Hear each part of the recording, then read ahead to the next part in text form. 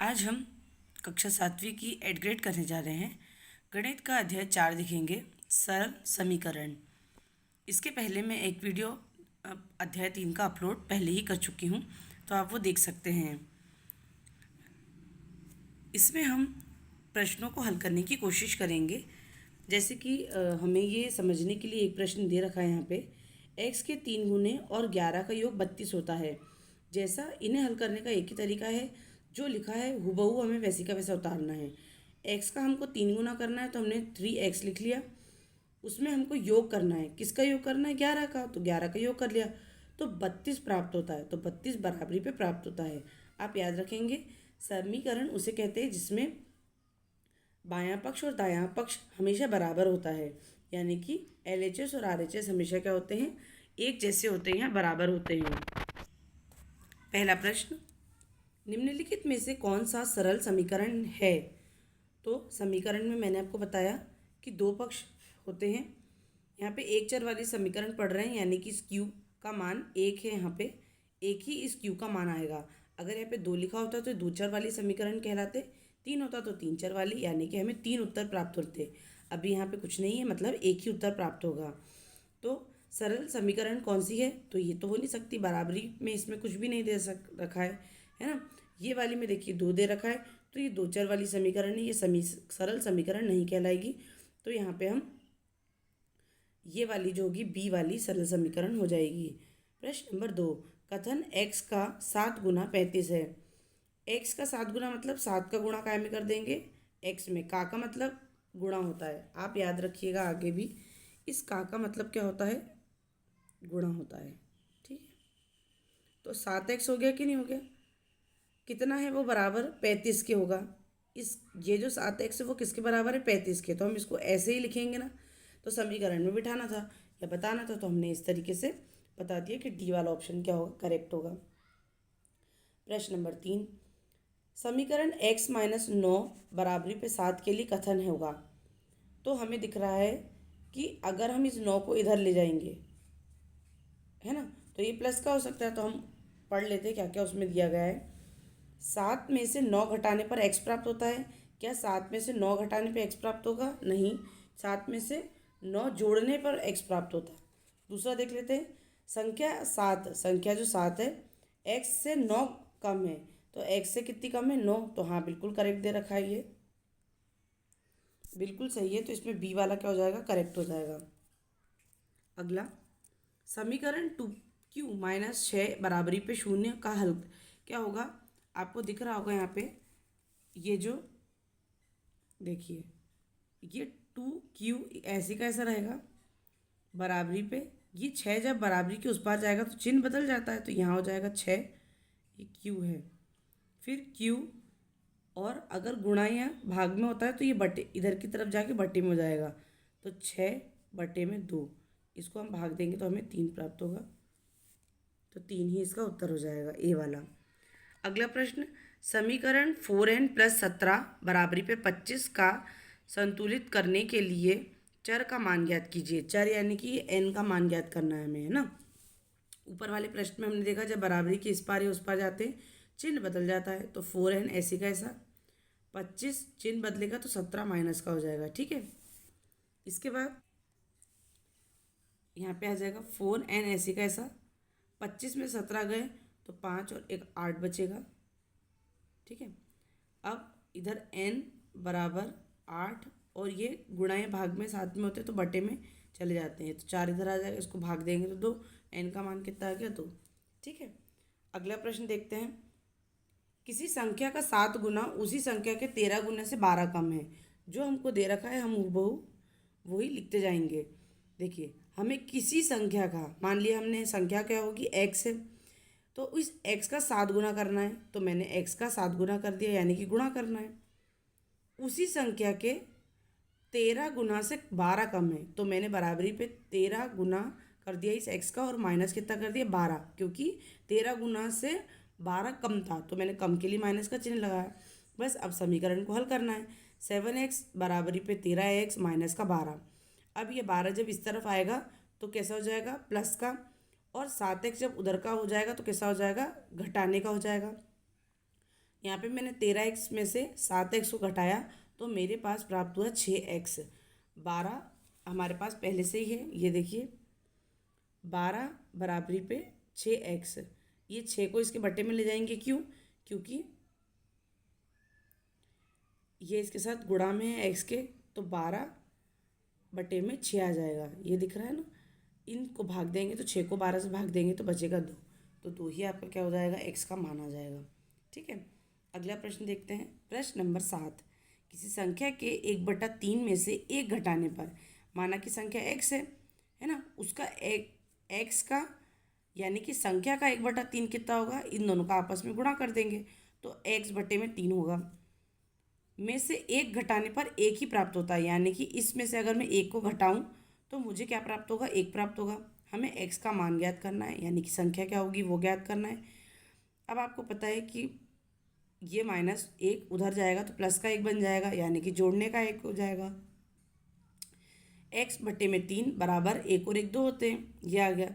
मैंने आपको पहले बताया अगर x के साथ कोई भी संख्या गुणा या भाग में होगी तो वो उधर जाके या तो अगर ऊपर है तो नीचे आ जाएगी और नीचे है तो ऊपर चली जाएगी।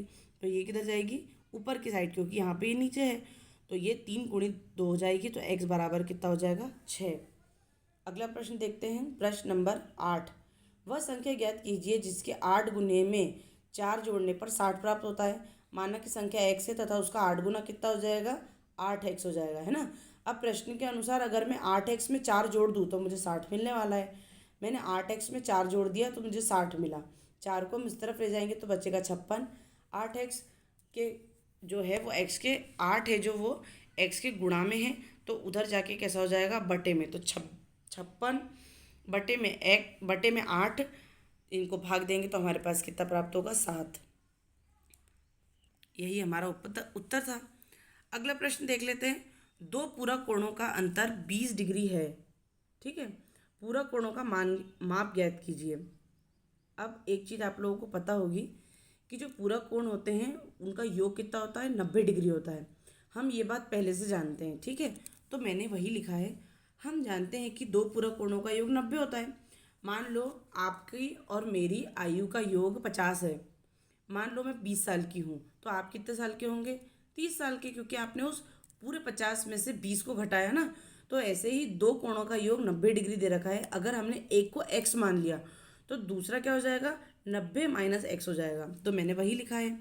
हम जानते हैं कि दो पूरक कोणों का योग 90 डिग्री है, अतः माना एक पूरक कोण x है, तब दूसरा पूरक कोण क्या हो जाएगा, 90 डिग्री माइनस x। यहाँ तक समझ में आ गया होगा अच्छे से।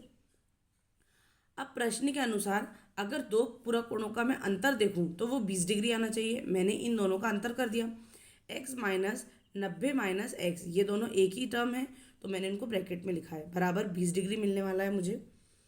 x यहीं पे इस माइनस का गुणा इन दोनों में होगा, तो माइनस का 90 डिग्री हो जाएगा। आपको पता है माइनस माइनस प्लस होता है, तो मैंने यहाँ पे क्या कर दिया, प्लस x लिख दिया, बराबर 20 डिग्री।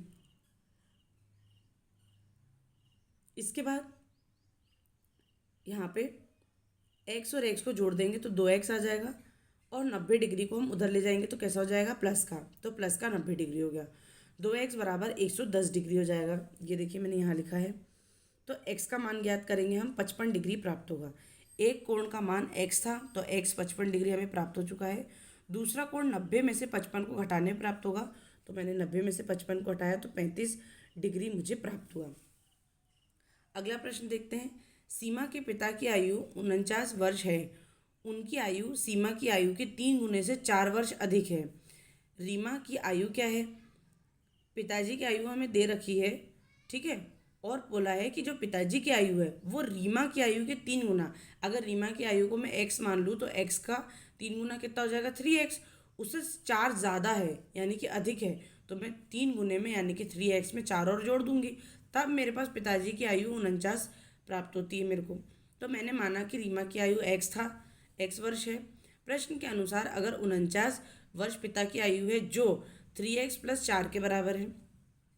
49 के इधर गया 4, तो 49 में से 4 घटाएंगे तो बचेगा 45। इधर 3x वैसे का वैसे चल रहा है, इस 3 को हम इसके बट्टे में लिख देंगे, तो जब हम इसको भाग देंगे 3 को 45 से तो 15 प्राप्त होगा, यानी कि रीमा की आयु 15 वर्ष है। अगला प्रश्न, प्रश्न नंबर 11। 60 बच्चों की कक्षा में लड़कों की संख्या लड़कियों की संख्या की 1/3 है, मतलब जो लड़के हैं वो लड़कियों की संख्या के 1/3 है। तो पहले हमें लड़कियों की संख्या प्राप्त होनी चाहिए। तो लड़कियों की संख्या मैंने x मान ली, तो लड़कों की संख्या क्या हो जाएगी, x/3। ठीक है, माना कि लड़कियों की संख्या x है, तब लड़कों की संख्या x/3। इन दोनों लड़कों लड़कियों की जो संख्या का योग है वो कितना है बच्चों, 60 है ना। तो मैंने प्रश्न के अनुसार लिख लिया कि x और x+x/3 का योग 60 है। तब x का हम क्या लेंगे, लघुत्तम लेंगे। तो यहाँ पे 3 लघुत्तम आएगा, इस 3 का हम गुणा इसमें कर देंगे और 3 का गुणा इस 60 में भी कर देंगे। तो यहाँ पे बचा 3x + x/3 बराबर 60। यहाँ पे x और x कितना हो गया, 4x बन गया, और 60 × 3 हो गया।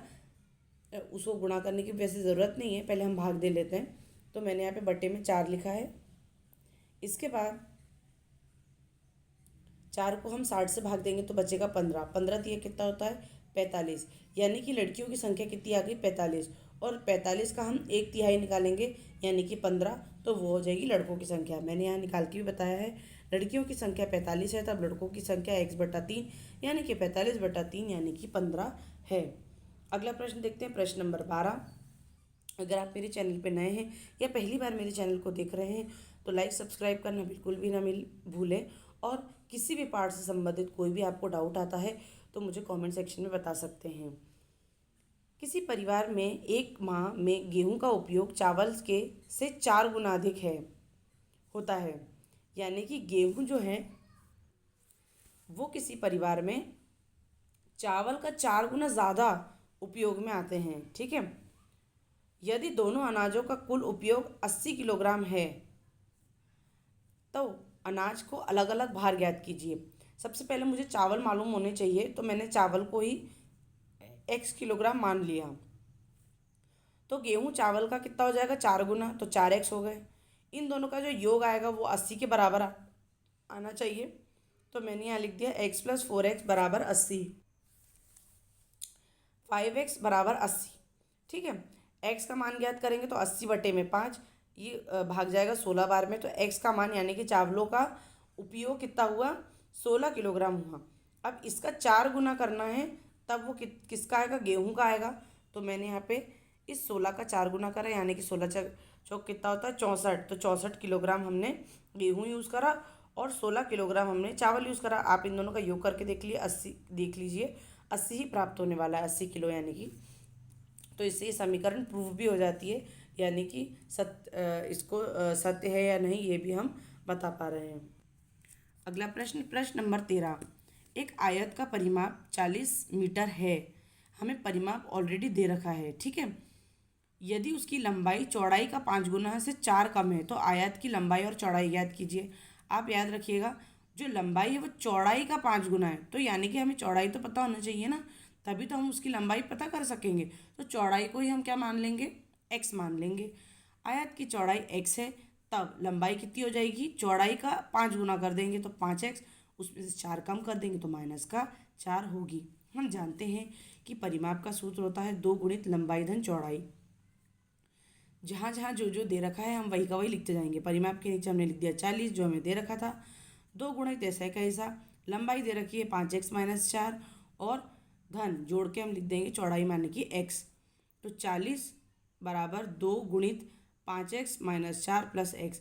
x और x वाली एक जैसी टर्म से तो हम इनको जोड़ लेंगे तो बचेगा 6x और -4 ऐसे का ऐसा। इस 2 को हम इसके बटे में ले जाएंगे तो बचेगा 20।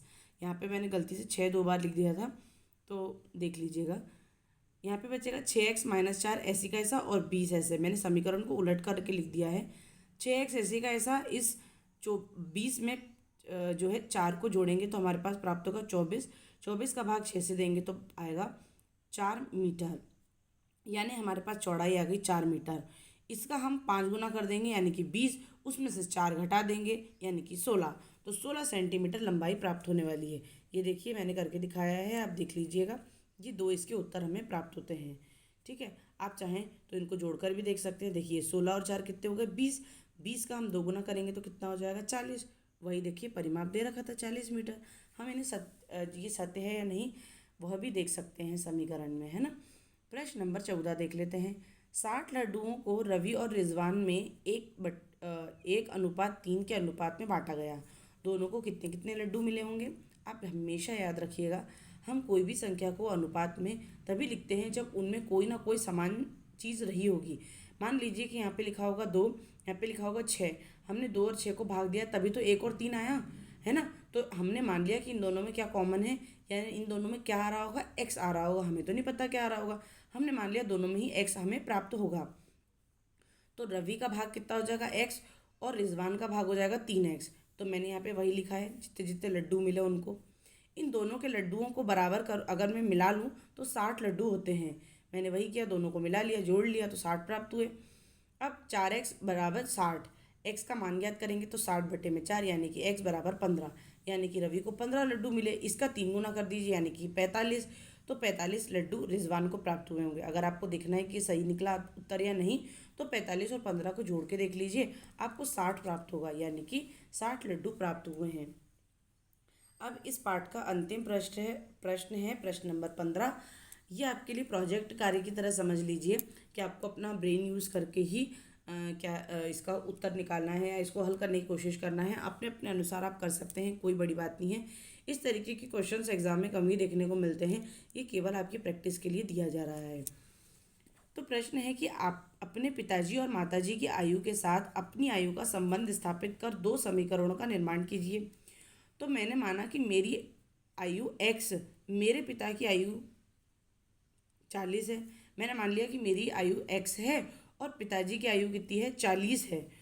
जो मेरी आयु का 4 गुना है, यानी कि जो मेरे पिताजी की उम्र 40 दे रखी है वो मेरी आयु का 4 गुना है। तो मेरी आयु क्या होगी, तो हम समीकरण बिठाएंगे कि मेरी आयु x मान ली और मेरी आयु का 4 गुना करा जो कि इसके बराबर आने वाला है 40 के। यहाँ से हम x का मान ज्ञात करेंगे तो भाग देंगे तो कितना बचेगा, 10, यानी कि मेरी आयु कितनी आ गई, 10 वर्ष। अब इसी तरीके से माता के आयु भी के साथ भी जब हम निकालेंगे तो मेरी आयु 10 वर्ष ही प्राप्त होनी चाहिए। मेरी माँ की आयु 35 वर्ष है, मेरी आयु x है, ठीक है, जैसे हमने पहले ली थी x। जो मेरी आयु का यानी कि जो माता की आयु है वो मेरी आयु के तिगुने से 5 अधिक है। तो मैंने अपनी आयु का तिगुना करा यानी कि 3x, उसमें 5 जोड़ दिया यानी कि 5, तो मुझे 35 प्राप्त होने वाला है। आप देख सकते हैं, अगर मैं इस 35 को इधर ले जाऊं तो 35 में से 5 गए तो बचेंगे 30, 30 में 3 का भाग दूंगी तो क्या बचेगा, x बराबर 10, यानी कि मेरी आयु कितनी आ रही है, 10 वर्ष आ रही है। पिताजी की आयु से देखा, मैंने माताजी की आयु से देखा, दोनों स्थिति में मेरी आयु 10 वर्ष आ रही है। आपकी मर्जी, आपको जैसी समीकरण बनानी है, भाग देकर गुणा कर वो आपकी समझ पर आधारित है, तो आप इसको देख लीजिएगा। मिलती हूँ आपको नेक्स्ट वीडियो में, तब तक के लिए धन्यवाद।